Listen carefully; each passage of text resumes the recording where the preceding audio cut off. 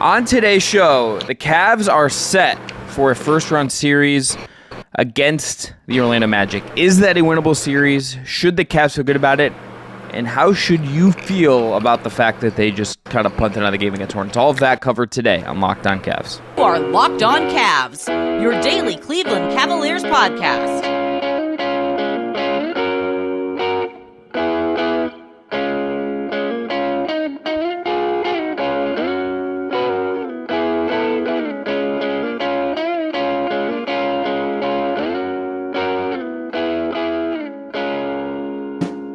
Today's episode is brought to you by Monopoly Go. I admit it, I have a competitive side, and it is a big fan of Monopoly Go, the mobile hit twist on classic Monopoly. So join your friends and download Monopoly Go, now free on the App Store or Google Play. I'm Chris Manning. Sponsor. Shout out, new one.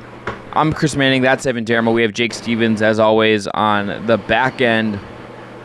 We're going to get into the Cavs' decision, frankly, to punt on the Hornets game and what we think of that later in the show. So we are going to get to that. I know that is kind of the hot button issue of the day, but Evan, I think the bigger thing we'll care about more in a week is Cavs Magic. So what's your initial reaction to that being Cleveland's matchup, that being the 4-5? We kind of had a feeling after the Cavs beat the Pacers Friday night that it was going to be the Orlando Magic or the Indiana Pacers, the Cavs, likely hosted in the first round. Bucks...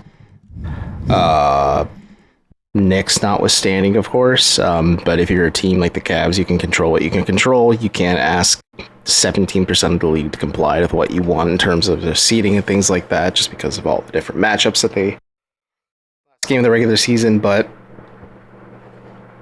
it's it's a matchup. I think defensively it's going to get a little grimy, it's going to get a little mucky. I think it's going to be, can Cleveland kind of find a semblance of an offensive identity to keep Orlando at arm's length away for the better part of the series? And then defensively, can you just dial it up a little bit with Okoro, Mobley, Allen, some extra effort from Strus, kind of with a pep in his step at least, Donovan Mitchell as well? Like, can you do enough to turn the screws on Orlando to make them comfortable with the team that's largely entering the playoffs for the first time, with the head coach that's entering the playoffs for the first time, and not make the series more than it needs to be, and maybe pull back the Band-Aid or the visage a little bit that this Magic team is somehow a little bit scarier, or maybe a team that should be more taken. I mean, yeah, you take every opponent seriously, but like I have them in the same vein as the Pacers. They are the foil of the Indiana Pacers, where defensively the Cavs may not be tested as much, and offensively they'll certainly be tested, but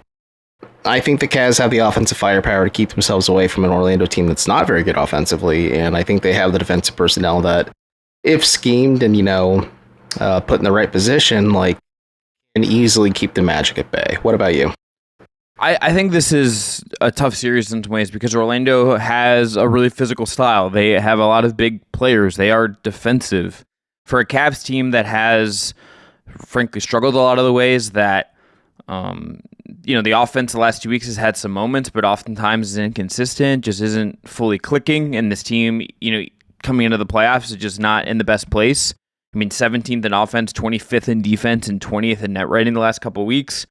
Orlando hasn't been lighting the world on fire over that stretch either, but they've been better. They are coming in a little bit, about where the Cavs are in terms of some certain things, but a little better in net rating, definitely better in defense, and for the year, a really good defensive team. And they have a lot of defenders that are going to cause some problems for the Cavs, or at least could. Jonathan Isaac, he's only going to play 27 minutes a game, but that guy comes in and he absolutely wrecks shop. Jalen Suggs, a really good defender. The reason, if you want to feel optimistic about this series, if you're Cleveland, if you're a Cavs fan, is that this Orlando team's offense just hasn't been good all year. It's 22nd on the year. The Cavs are 18th, so neither of these teams have particularly scored well. Neither of them is at league average in offense for the year, for what that's worth, so that tells you something. It's also a young team, and I think, Evan, the only thing I would say, kind of think about Orlando as a young team, do you think that's an advantage? It's not like this Cavs group has actually accomplished anything. They got shellacked in the playoffs last year. Donovan Mitchell's really the only guy with, and Strus, but of your big guys, it's Donovan's the one that has playoff experience. We don't know what, we've seen some spurts from him. He looked better the last time we saw him, but we will see what he looks like when the playoffs start, what that knee feels like and looks like. this is the Cavs team that doesn't have like a quantifiable, massive playoff advantage or an experience advantage over Orlando. That's maybe that matters in this series. I think this series is going to be grimy. I think this series is going to be often low scoring, and it's going to push some of the similar buttons I think the Cavs got pressed with last year, would be my guess. Similar buttons in that, yeah, the Cavs will be pressed. I think you hit the nail on the head with like Mitchell, Strus. Assuming George Niang is in the rotation too, like another guy with a pretty healthy level of playoff experience just compared to what else the Cavs have on the roster. But I do think pressure points wise, like Orlando is semi-similar to Cleveland, where they are a defensive-first young team with minimal playoff experience. They like to play physically, and if you're the Cavs, maybe you give them a taste of what the Knicks gave you, and I think that's a big maybe, but shell-shock the Magic because this is their first foray into the playoffs, but hit them a little harder, play a little bit more physical than them, and just kind of ride the momentum of that shell-shock and home court advantage in the first round to kind of propel you towards either a respectable lead heading to when the series shifts to Orlando to an overall just like closing the series out altogether. But yeah, like I think it's completely fair to say like the Cavs don't have the wealth of playoff experience that other teams do in the field, but also maybe have gotten over the shell shock at least of what the playoffs are like for the first time, because playing the Knicks first playoff experience in Madison Square Garden kind of felt like a baptism by fire for the Cavs, and maybe that baptism helped them wake up a little bit and realize what they had to do, like, you know, especially the power of hindsight and just having to sit with the fact that you got punked in the first round last year. But I just feel a little bit more optimistic. I mean, obviously your most ideal outcome is playing Indiana in the first round because you don't have to deal with a lot of grimy defense, even though you do have guys with experience playoff-wise, especially Rick Carlisle at head coach. But if you got through the Magic, like, I'm not as pressed either, if I were Cleveland personally, and you just control what you can control, and just kind of play the bracket as it is and handle the Magic in the first round, and then look ahead to see, okay, are they heading up to Boston for game one, or are they playing the winner of the Heat and Sixers in the second round because they upset Boston in the first round? So, like, there's a lot of variables in play, and you can't think too far ahead, just focus on Orlando. And I think the Cavs at least have the skill set and tools, and maybe they don't have that, like, surprise factor that's going to weigh them down, maybe like it will weigh down Orlando a bit. I mean, I don't think the Cavs have the track record or the season like thing to give to like I need to see them handle it before you actually, I think, feel.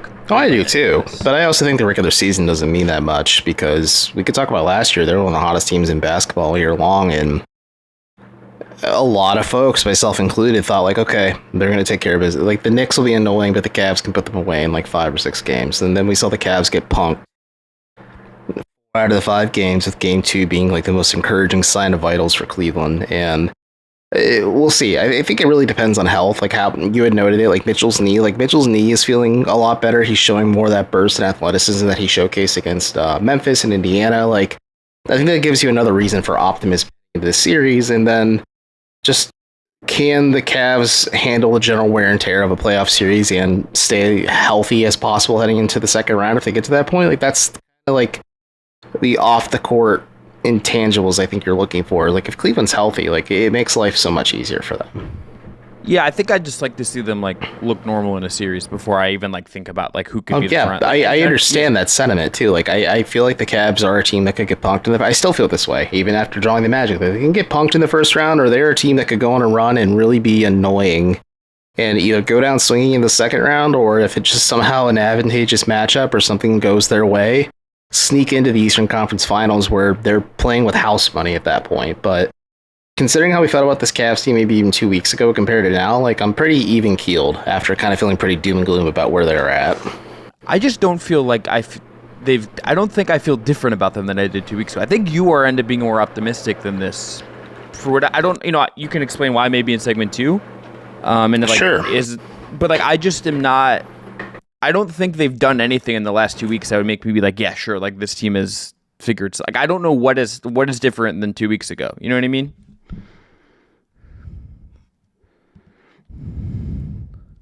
All right, Evan's going to make his case after this. We'll get into that up next. Today's episode is brought to you by our friends at Game Time. Game Time is going to help you save money on your last-minute tickets. Game Time is also a authorized dealer, authorized ticket marketplace for Major League Baseball, which makes getting tickets even faster and easier. Prices on the Game Time app actually go down the closer it gets to first pitch. With killer last-minute deals, all-in prices, views from your seat, and their lowest price guarantee, Game Time takes the guesswork out of buying an MLB ticket. Use the app features listed and customize your spot. They have these great app features. They have flash deals, zone deals, all of that and more. You can find MLB tickets, Guardian tickets if you're in Cleveland, and for any kind of event in your area. They have all-in pricing. You can toggle this feature that shows the total up front with no surprise fees at checkout. Fees are so annoying. I'd rather just know about them up front. And seat views. Get a panoramic view from your seat in the app before you buy. Game Time also has great ticket coverage. Your purchase is covered with the most flexible customer service policy in the entire ticketing industry. I love Game Time. I used it last summer when I went to New York, and I use it for all my last minute things. Now I have it earmarked for some concerts I'm going to be going to over the summer. When I'm traveling in the summer, it is just a great tool to have to potentially save yourself some money on tickets, and it's always worth, I think, buying the tickets. Take the guesswork out of buying tickets with Game Time. Download a Game Time app, create an account, and use code LOCKEDONNBA for $20 off your first purchase. Again, terms apply. Create an account. Use our code LOCKEDONNBA for $20 off. Last minute tickets, lowest price. That is guaranteed. And today's episode is brought to you by our today's title sponsor, Monopoly Go. We've all been there, either as a player or a fan.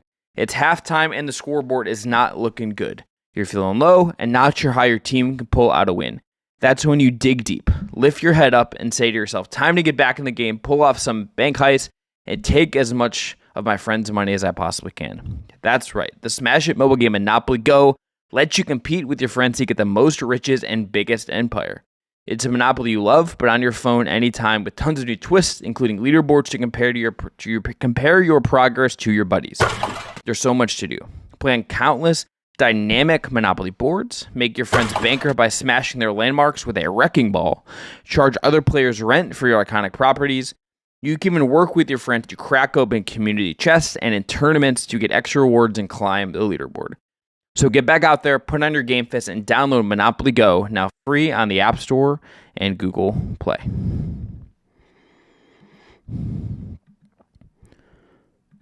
All right, Evan, make the case. Tell me why you feel differently or could feel differently about the Cavs from where they were 2 weeks ago.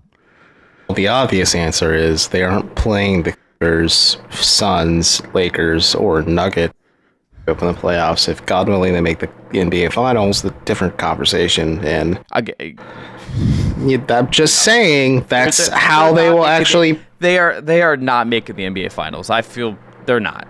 Like, okay, well, in a real world, before Adam Silver finally stopped listening to NBA Twitter, that's the only path that they'll play these guys. But for me, like, I think, and I've had conversations with some of the players, a lot of it is predicated on pace, space, three-pointers, and cranking down on defense. And sure, defensively, they haven't been great. Offensively, like, numbers will tell you they haven't been great either since after the All-Star break. But for me, in the case I made, like, health-wise for this team, like, Donovan Mitchell is showing a little bit more juice. Like, he's showing, I don't want to say efficiency, but he's showing a willingness to attack the basket. He's showing a willingness to read what a defense is giving him. And if he knows, like, he's not going to be able to make a shot, he can pass out of it and make the simple read, whether that's back to Garland or Strus, who is kind of showing he is battle-tested and ready to go. And even Niang, like, on the perimeter, who played pretty well against the Hornets, too. Like, some of the Cavs pieces can be plugged and played around Mitchell like they were early in the season, with Garland kind of being, like, this weird variable, but I think is trying to fit in a little bit more just compared to what we saw last year. But, like, that West Coast road trip notwithstanding, like, these last two games before this fourth quarter meltdown with the Cleveland Charge, Damian Jones and Tristan Thompson out there against the Hornets, it gives me reason for optimism, just because, like, I still think offensively this team will go as far as they can if Donovan Mitchell is upright and healthy, and I don't think he's 100%. You and I talked about, like, what percentage he was at. I think he's closer to being, like, that 80 to 85 to 90% capacity heading into the playoffs. You know, ideally he'd be at 100, but I see some burst. I see some like no hesitation attacking the basket. Like he's comfortable doing things like that just to kind of quality shots or just looks at the bucket or for other teammates. And you build and compound upon that and just maybe find ways to make Orlando uncomfortable just because like they do have a plethora of perimeter defenders and guys they can throw at Mitchell just to make him uncomfy or Garland uncomfy or anyone else. But like if you have Mitchell who's feeling more like himself, you have a Max Strus who's clearly showing some juice that he's like battle tested and ready to go. Like it's just in the NBA finals like last year. You're starting to find some of the pieces that work. And yeah, it's fair to question, like, can Garland coexist and fit with Mitchell being more ball dominant? Spencer German, when I was on the fan earlier today, before the Cavs played the Hornets, like, asked me, like, does Evan Mobley continue to add a three-pointer into his shot repertoire and profile in the playoffs, or does that just kind of become like a commodity of the regular season and something he abandons come playoff time? Like, I think that's a fair thing to question, too. Like, can Mobley space out the floor and stretch things a little bit more? And then, like, just can Jared Allen just can maybe hit another level after admitting he's, like, mentally taxed and maybe physically taxed, too, from being asked to do quite a bit lately on defense. And, yeah, those are fair questions. And I think, having the luxury of having, well, based on what we know, 6 days off. Is the crux of the argument Mitchell is better and back. Mitchell is better and closer to back than he was before they went on that Western Conference road trip. And I think the guys are starting to fall into place where you're saying, like, yeah, there's individual pieces, and they're slowly starting to coalesce in a way that isn't samey to when they went on that really high streak back in January, but like it's giving the embers of it. Like the fire isn't out there, and maybe they're trying to breathe a little bit of life back into it to see how much longer they can keep that roaring, and maybe just tap back into what they were just fundamentally sound at highest point this season. Yeah, I just think the difference is like the highest point of the season came when like Darius was out and Mobley was out, and they played like more space. To your point, like Mobley's going to have to just shoot it. I think particularly in this series. But Bickerstaff has been comfortable benching one of the bigs and one of the guards down the stretch in high pressure situations at times too, and like just playing 4 shooters around one of Mobley or Allen, with Mitchell or Garland being the snake on offense. Yeah, but if Orlando turns the screws, are you cool with, like, if Karis LeVert's out there just like on ball handle, are you cool with, like, is Niang going to be able to, like, if he's defending Franz Wagner or if he's defending Paolo in stretches, like, are you cool with that? Is Okoro going to shoot it enough? Like, I'm not trying to be, like, overly negative here, but I think, I think compared to you, I feel much more, like, down. I'm not saying, I think the series is winnable. I think the series is winnable, but I'm also just being realistic where this team could get punked. This team could go on a run. They could go down and have a hard-fought battle. I think it's going to be that one, but also just I'm not, like, emotionally invested as some people are about, like, anger of them realistically throwing the game against the Hornets, which we'll talk about. We will get to that. We will get to that. Here's my problem. Go ahead. I just, like, this team has just over and over again when it needs to, when it's full strength or not, like, it doesn't always prove itself. They often kind of, like, make themselves look silly in some of these cases. And it's like, I need to see them actually do it. And it also just can't all be Mitchell. Like, it just can't. Yeah. Like, Darius Garland needs to, like, play well enough. Evan Mobley needs to play well enough. Karis LeVert's been bad the last couple of weeks, just flat out bad. He's got it. Like, if he doesn't play well, might not be in this rotation after, like, game 2. Like, this is going to get weird. This could get weird, I should say, and it can't all be on Mitchell. We also saw last year, and frankly the playoffs before, teams that can gear up and throw stuff at Mitchell, and he tries to solve it himself. Just blitz Mitchell in general and force Garland and Mobley to solve it. Yep. And a bunch of size and physicality, and Mitchell is not his playmaking doesn't always beat that stuff. If he plays like at all like he did last year, on top of maybe not being 100%, the Cavs could, like, maybe just stay in Orlando and, like, go to Disney World. Well, Pokemon World's not open, or Nintendo World's not quite open in Orlando yet. It is California, but go to the Wizarding World of Harry, like, do something, and then say goodbye to each other, because go to the Wizarding World of Harry Potter and then donate to the Trevor Project. Sure. But either way, yeah, I understand the sentiment. I guess I'm just not as pressed because I'm like, okay, the Orlando Magic aren't gonna, like, move me that much. I think, like, oh crap, should the Cavs move you? that's kind of, I think, the crux of this. Like, I don't think the Cavs should move you. I think you are more open to the idea that the Cavs could move you. I am just like, I need you to physically grab me and shake me and say, we're alive. We're on the same page where I think I'm more open to them doing it to me, whereas you're kind of feeling it out a little bit more and waiting to see if it happens. I'm a little more open to it just based on kind of, I'm like, okay, you know what? This team has done dumb stuff before where like they've just completely stupefied me, and I'm like, they're the best team in basketball. They've also done dumb stuff where they stupefied me, and I'm like, that is just like one of the more idiotic things I've seen a basketball team, or frustrating things, I should say, rather, see a basketball team do. Thankfully, Cleveland does have 6 days off between when they wrapped against Charlotte and when they play Orlando, so they should be feeling better, but hopefully they find a way to maintain momentum in some way. Well, we'll see. I don't know. Takeaway wise from the Hornets game, real quick. Amani Babe, that game. He needs some time to marinate still. Yeah, guess what? The Craig Porter Jr. injury is a bummer too. Yeah, bummer about that. That game. Was kind of a bummer. I'll admit, didn't watch it until I got home. I was running errands and just scoreboard watching, and I was just like, yeah. I read it. Evan knows this. I did not watch this. I was 4 hours across the state when that game was happening. Running for his life from an Ohio Bobcat in Athens, Ohio. It's a weird practice you guys have. Cool. But just overall, I think again, you're in the spot of you need to see it to believe it. I think I'm ready to believe it, but I still need to see it. And also, if I become jaded by it, like, people can hold these takes and whatever for me accountable, but like, I could easily say, like, yeah, you know, this goose is cooked too, because like that's just the weird thing with this team is I don't know how to fully evaluate them other than what my eyes are telling me. And despite this meltdown and debacle against Charlotte, my eyes are kind of telling me, like, they're not great, but they're good enough to take care of business against Orlando and then shift their focus to the second round. Yeah, in my head, I'm also just thinking how they lost to Charlotte while playing everyone like 2 weeks ago, and then also had the loss to the Clippers. That was, like, frankly, one of the worst losses I've seen this entire season. Oh, that or losing to Embiid or the Sixers without Embiid twice, or the Portland game. Golly, I'm thinking of other ones too. I don't know. You know, shouts to Steve Clifford for sticking it to the Hornets one more time and maybe altering their draft trajectory too. And a game the Hornets weren't trying to win, so honestly impressive. Yeah, and he's now done coaching the Charlotte Hornets. So good for him. And Doug from Locked On Hornets is now free. The pain of watching 82 games of one of the worst teams in basketball. Than the Washington Wizards. The ball's not good. All right, after this, did the Cavs handle their last game of the regular season right?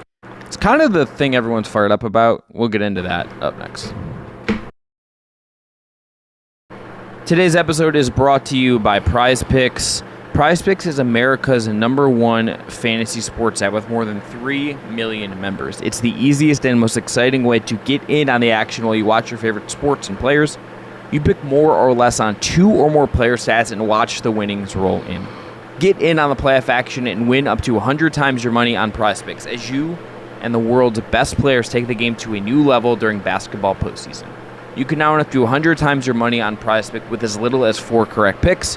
You can turn $10 into $1,000 with basketball and all their other sports. Prize Picks is the best way to get action on sports in more than 30 states across the country, including California, Texas, and Georgia. And if you want to play alongside some of Prize Picks' favorite players like Meek Mill and Sugar Sean O'Malley, you can now find them under the Community Plays under the Promos tab of the app to view entries from some of the biggest names in the Prize Picks community each week. So download the app today, use code LOCKEDONNBA for a first deposit match up to $100. Again, that is $100 first deposit match with our code LOCKEDONNBA.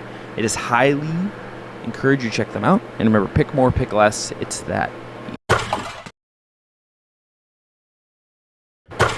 All right, so there's 2 parts of this last game, Evan, that I think are kind of worth hitting at.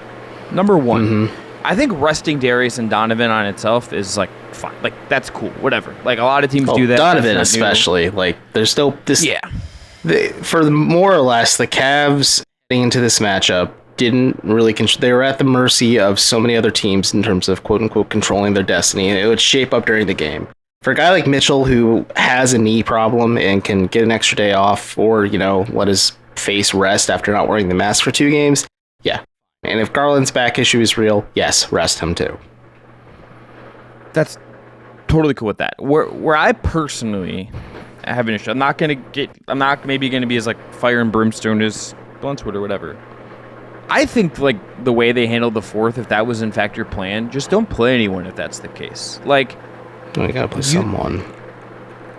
Okay, but just like find 8 guys, like play, like do what you got to do. Rest, like do whatever, right?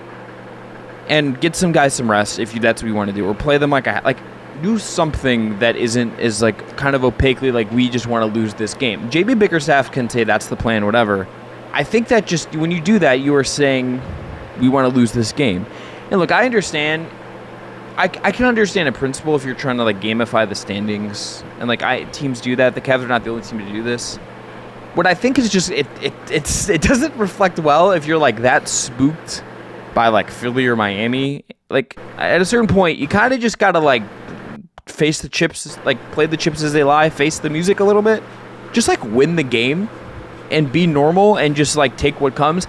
Also, like by losing and kind of going this route, you put yourself on the same side of the bracket as Boston. Evan, I know you were a little less like sure about Boston and like think, oh, they could lose and run 1. Let's go all the way back to the very beginning of the season where I'm like, I'm not moved by the Boston Celtics. I'm gonna double down. I'm like wind erosion. I'm a mountain, but there's wind erosion. You can windle me down over time, Boston. But you got to prove it. And when the Pacers clown the Bucks and that Malik Beasley quote comes back to haunt them, it's gonna hit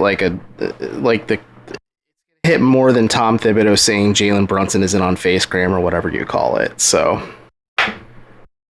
really, what Thibodeau said about Jalen Brunson being locked in is he's not on FaceGram. So. Good for Tibbs. Look, Boston's really good, and regardless if you think they could lose around 1, whatever. Cavs would get, based on regular season results, the Cavs would get mollywopped by Boston. Sure, they. Then why put? They won. I'm not optimistic, but I'm not focused on the second round right now. I'm focused on the first round. You were focused on the first round earlier, though. You were like, we got a lot going on here. Let's go past the first round, and then we'll talk about the second round, because maybe Boston blows it against Miami or Philadelphia, and then we're talking about Philadelphia or Miami instead of the Boston Celtics. But also the Cavs have to, and I have said, like, the Magic have the potential to be very annoying, especially just with, like, the fact, like, we diagnosed the issue the Knicks presented last year that the Cavs have still struggled picking the word here, address, where you blitz one of the ball handlers and expect the other one to do it. Like, is Garland handling that kind of pressure, especially with not 100% Mitchell getting most of the blitz? We will see. But I'm more focused on the fact, like, okay, yeah, they lost this game to Charlotte. They play the Magic in the first round. Let's do that, and then we'll reset the table if Cleveland gets out of the second round, and then see where things stand based on that second round matchup. That's my focus. Like, I could care less. Like, I could care less. I will wring my hands if I were more of a fan of this team than I am a person who covers them about the Celtics when the Cavs face the Celtics. To lose to the Magic in the first round, and we don't have to worry about that at all. Yeah, but I'm also just like looking at like how they handle this. It's like, okay, like, yes, I think if it tells me something about you if you're that worried about these 2 other teams in the nebulous that you could possibly get in a small chance. You also just like, if you had just won this game and saw it out and tried to win, yes, I understand risking injury, all of that stuff. Just like you would have probably like win the game, you would have ended up getting Indiana, who I think is a better matchup for you. You would have. You would have. No, Indiana, you would have. But the Bulls, to be fair, and I would not be surprised, I don't know this personally, if JB Bickerstaff had a guy in his ear telling him the scores. When the Cavs were getting close to the quarter, the Bulls were up on the Knicks, and the Magic were creaming the Bucks. Meaning, if the Cavs won, they would have been the 2 seed, and they would have to face the winner of Philly-Miami. And at that time, that means, okay, Philly or Miami or Orlando. And I understand the sentiment if that's your thought process of wanting to play Orlando versus the Miami Heat or still not 100% Joel Embiid and the Philadelphia 76ers. I just who don't have care when been more than easy of, in terms of sportsmanship, win the game, play hard, play Marcus Morris and Tristan Thompson more minutes. I don't know, squeeze some blood out of a diamond somewhere. I think the rotations did really get thrown into disarray when Craig Porter Jr. went down because they didn't have a true point guard on the roster after that point. But it's I don't you don't know when to assume they intentionally throw it, but I can understand the writing being on the wall in terms of just in terms of just thumbing your nose at gamesmanship, and maybe you knew the writing on the wall heading into the fourth quarter. I understand that sentiment. But also, you play to win, and I've said this, it is a loser's mentality to complain about who you face, but also it is a bit of a loser's mentality where you say, okay, we're going to punt on this and just the Orlando Magic instead. You just play to win, and you play who the field gives you, and you try to prove that you are better than whoever the field puts in front of you. Yeah, I just think be normal, win a game, and don't, the galaxy brain this to some degree. Just win the game, be normal. What are we doing? Also just clearly annoyed your players, and it's okay. An annoyed A player we know of, but I don't know but others, I just kind of I would be surprised if Max Strus is the only guy that feels that way. Yeah, they also got booed at home on the regular season finale, so that's really cool vibe. I told Chris before we went into this game, if we get Evs Bucks in the Eastern Conference Finals somehow, before Chris says they're not making the Eastern Conference Finals, but somehow, literally not going to happen. That is the all-time bad vibes matchup because the Bucks also got booed down they more or less were getting booed down the stretch last time they were home because Damian Lillard is not been the Damian of old in crunch time situations, and not having Giannis has really made them a lot easier to defend, especially with Chris Middleton not being 100% and Brook Lopez looking longer than. But listen to Locked On Bucks to hear more about that. Overall, I understand wanting to maybe gun yourself to the seed and draw the Pacers, but it's also really hard, like I said at the top, to let approximately 17% of the league comply to what you want when you have to pick between two and the winner of Miami Philly or the still thorny but maybe not as bumpy path of the Magic at 4, and then having to draw Boston. That sucks, but in terms of just getting out of the first round and just building momentum that way and just taking it game by game, I understand the sentiment of wanting to draw the Magic versus the other two, just because I understand you want to have that winner's mentality and not be scared of anyone, but I just stare down the barrel of it because, we talked about the Cavs playing the Heat, and I'm that's a matchup that would be a nightmare for Spoelstra, just coach the Heat and everything else, or Sixers have beaten the Cavs without Embiid this year. So who knows what that's going to be, but also I think people will stop complaining about this as much, especially at the Cavs, just put up either 2 quality wins or, be clearly showcase, the fact that they're going to sweep the Magic this series and move forward. Sweep? I think it goes Cleveland in. I'm not making a pick yet. Sweep is wild. I'm just saying, if that's the point, people will stop complaining so quickly. And plus the draft will be happening then, so people will be focused on the mediocre football team instead of the kind of subservient basketball being played on the court. Yeah. Okay. Right now, FanDuel Cavs are minus 194 favorite to win the series. The Magic are plus 156, so you can check all of that betting on for game 1. They already have a game 1 line up as well over at FanDuel. Nuts. According to FanDuel, they play at 7 p.m. as well. One of my mentions said that to me, so we don't know the time of the game, but I don't know if they said correct yet. Just replied saying this is true degenerate behavior, but FanDuel has them playing at 7 p.m. and I just replied, they could be right. FanDuel is a very powerful company who may be able to know some of that stuff on the inside. Well, it has it at 8. It actually has it at 8. It has it at 8 p.m. now. So. Oh well. There you go. Rock on, brothers. But we'll see. All right. So later happy this Monday, week, everyone. I hope you take whatever optimism pills Evan took, because I would like some. It's called you're off the adrenaline rush from a run, and I'm still riding the wave of it. No. I don't know what that meant. All right, so later this week, we got a couple things coming up. crossover with Rossman Reich. We're going to talk playoff pressure index. We're going to get into the key matchup of the series. There's a whole lot to get to. The Cavs are not going to play until the weekend. We'll have some really fun stuff here on Locked On Cavs. Check out all the Locked On shows for all of your playoff coverage coming this week. Thanks again for listening. Have a great Monday.